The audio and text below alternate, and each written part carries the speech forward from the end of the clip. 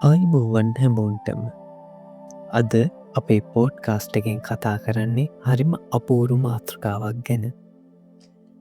ඇයි අපිට සින්දුවක අහතේ මෙච්චර සතුටක් දැනෙන්නේ. ඇයි දුකයි තුනම සංගීතයෙන් පුළුවන් අපේ හිත හදන්න. ඇත්තටම මේක පිටිබස්ස තියෙන්නේ මුලේ සිද්ධ වෙන අරුම් පුදුම සහරත රසායනික ක්‍රියාබලයක්.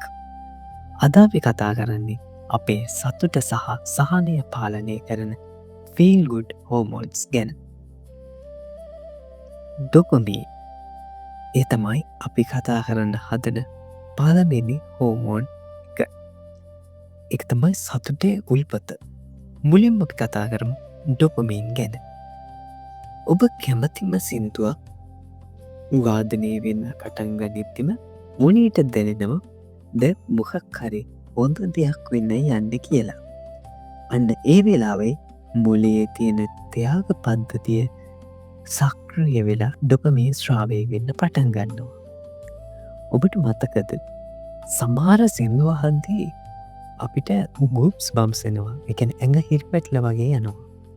කචිල් එක අන්න ඒ වෙලාවට තමයි ඩොපමීන් උපරිම මට්ටමින් ඔබ මුලේ ඇතුළේ ක්‍රියාත්මක වෙන්නේ. හරියට ඔබ කැමති කෑමක් කද්දි දෙන සතුට වගේ දෙයක් සංගීතයෙන් ලැබෙනවා. ඊළඟ හෝමෝන් එක එන්ඩොපීන් ස්වභාවික වේදනා නාශකයක්. මේක අපේ ඇඟ ඇතුළ තියෙන පේන් කිල එකක්.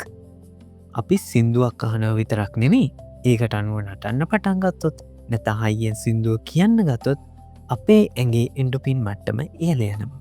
මේකින් වෙන්නේ අපේ මානසික පීඩනය අඩු වෙලා මුළු ඇඟටම ලොකු සහල්ලුවක් දෙන්න එක.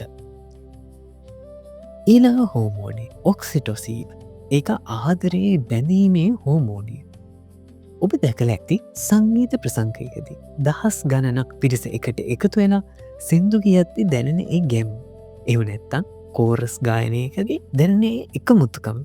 එකට හේතුව තමයි ඔක්සිටොසීන්.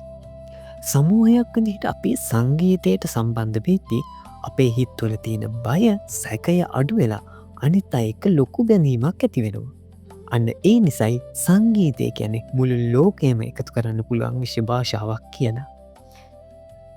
ඉතින් මීළඟ වතාවේ ඔබ සින්දුව කහද්දී මතක තියාගන්න එක හුදෙක් ශබ්දයක් විතරක් නෙමේ. ඒක ඔබේ මුලේ ඇතුළි සිද්ධ වෙන රසායනික විප්ලවයක්. ඔබේ දවස සතුමින් පුරවගන්න හොඳ සංගීත කණ්ඩයකට අතම සවන්දින්න. අද අපේ පෝඩ් කාස්ට් එකට සවන්දුන්න ඔබට ස්තුතියි. නැවත මෙබැනිම හරවත් මාතෘකාවකින් හමුවමු. ඔබට සුබ දවසක්. අපි සිඩෝන් සංගීත චිකිත්සක සංගමයන්